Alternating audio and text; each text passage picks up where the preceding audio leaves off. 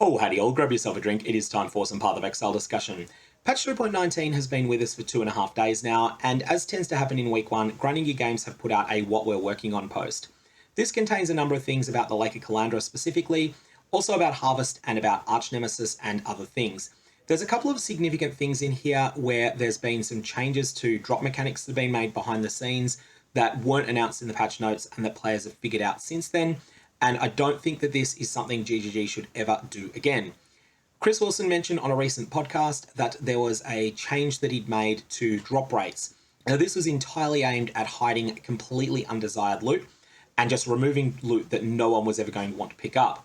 That specific change was made and no one noticed it a while ago, where when an encounter would drop 2 or more of the same crafting base and all of them were scoured, instead the game would only drop one of them. So if you were to kill a monster and it was going to drop 2 silken wraps, instead it would only drop one of them. Absolutely no one noticed that this change was made, and so Chris thought, all right, we're going to keep doing this in the future. Well, a number of changes were made this league that were much more noticeable. We'll get to those in a sec, but the first section talks about Archnemesis. So with Archnemesis, there's a big jump in difficulty apparently between Act 10 and Tier 1 maps. I really didn't notice this. It may have been that my character was just starting to really come together at that point, and so I suddenly had a big jump in power at the same time. But apparently monsters were much tankier in white maps than they were in Act 10 of the campaign, and these monsters in white maps and yellow maps are getting nerfed considerably to compensate for this. Additionally, some of the worst outliers, the things that were genuine problems with Archnemesis, essence monsters, red beasts and the like, those are being hit with targeted nerfs. Other than that though, I think one of the main problems with the current Archnemesis design is that the monsters that are fairly much soft counters to your build end up being the ones you spend the longest fighting. So let's take, for example, with my character. I'm playing a Soul Render Cultist, and as a result, I have considerably less damage against monsters that have very high chaos resistance. So if I'm completing a map, and that map has 50 Archnemesis monsters in it, 4 of them have Chaos Reaver, and the other 46 do not. All the monsters without Chaos Reaver, I will pretty much be one-shotting. So I'll get hit by a Soul Rend, and they'll die before that Soul Rend expires on them. But for the monsters with Chaos Weaver, I may need to cast Soul Rend 7 or 8 times to kill that monster. This is the thing that's really noticeable here. I am spending so much more of my time fighting those specific monsters than I am fighting the ones that don't counter my build in any way. And that means that I remember those more than I remember the other monsters. I think this is a real problem, and I think the cause is that GGG have set these monsters up to buff their resistances enormously. Resistances are something that are pretty difficult to lower on monsters, especially when you're talking about monsters that are resilient against curses, like rare monsters tend to be, and Archnemesis monsters in particular sometimes are. And for that reason, what I think GGG should do is shift all of these plus 80% resistance or plus 50% resistance to instead be 40% less damage taken from Element X. This would be multiplicative, so if a monster got 2 40% less multipliers on it, it'd be a 64% less multiplier, which is still something that you can definitely overpower. It's going to be impactful and you are going to take longer to kill those monsters, but they're not going to be something that feels like it can be 10, 15 times as durable as everything else in the map. And I think that would be a huge improvement that would sort out a lot of people's concerns about Archnemesis. On a reward side of thing, I think GGG have really hit this one out of the park. There's a bunch of the Archnemesis monsters I'm actually quite excited to see. If I see a temporal bubble, I'm going to go out of my way to kill it because one of them gave me a 6-link earlier. And that's the case with a bunch of the other Archnemesis as well. If I see a monster with Effigy, in the last leagues I would have been like, okay, that's dangerous, let's get away from it. This league, I'm like, oh, an Effigy, cool, that could drop a 6 white socket item. Let's kill it and see. Probably won't get anything, but at least I'll see what it drops. So that's my thoughts on Archnemesis at the moment. Next is some discussion of Harvest. I think one of the things with Harvest that's important is that in previous leagues, some percentage of the premium crafts were being wasted all the time. And I think everyone knew that when they decided to make it tradable, as they've done this league, that was going to see some pretty big nerfs there. It's been my experience from running a bunch of harvests that the number of life force you get is actually pretty reasonable most of the time. You can get unlucky, but the real problem here is that there's no real clear telegraphing of which beasts are going to be the ones that are more worth killing.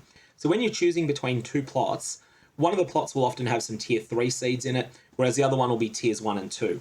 If you know this, then you're only going to go for the one that's got the tier 3 seeds in it. But a lot of people don't know these names and there's no clear indicator.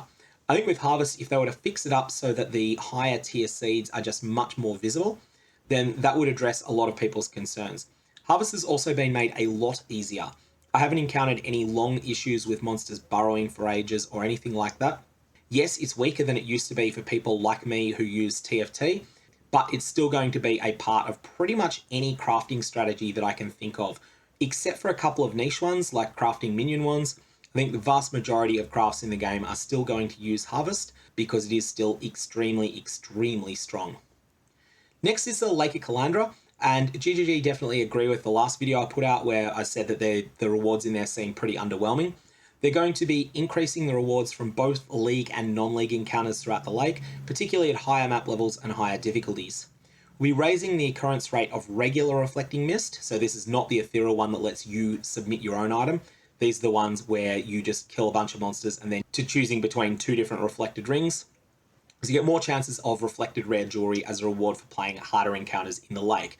Now the thing with these is that the vast majority of the time the regular reflecting mist will be rubbish, but the best rings in the league that exist will probably come from it at some point. Also investigating some quality of life issues there, which is something that'll be a work in progress. Now we get to the meat of it, general item drops, and I'll read this out verbatim. Players report that general item drops feel a lot lower in this expansion. This wasn't my personal experience in my progress to yellow maps, except for my difficulties in getting a 4-link early on, which don't seem to be replicated by other players. It seems like it was just luck. There are two changes we made in 3.19. The first is that the rate of encountering rare monsters from certain league content has been reduced, so you're fighting, killing, and receiving rewards from fewer monsters than before. This is partially offset by rare monsters in 3.19 being more rewarding than they were before. The mods add more item rarity and quantity than before, and there's a reward conversion system used for more dangerous mobs. So it has been my experience that rare monsters feel more rewarding than they've been in the past.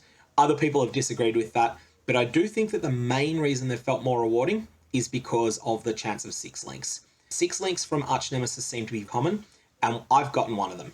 A lot of people haven't gotten one, and I think that that may be one of the big factors there. The second reason is that we removed a massive historic bonus to item quantity and or rarity that applied to some league-specific monsters. We replaced it with a more moderate, 2 to 3 times increased item quantity to offset the fact that they still often have more life than regular monsters and some cannot drop maps. So this is the sort of thing that needed to be in the patch notes and the balance manifesto, and it's really just not appropriate at all that it wasn't there, and probably its own post with a bit of an explanation as to exactly what was going on and why. We don't know what this applies to. Is this just monsters that are being possessed by tormented spirits? Is this essence monsters in general? Is this something else? Is this specific Legion monsters? We don't know. And I think that the more that you start juicing maps, the more that this is going to impact you.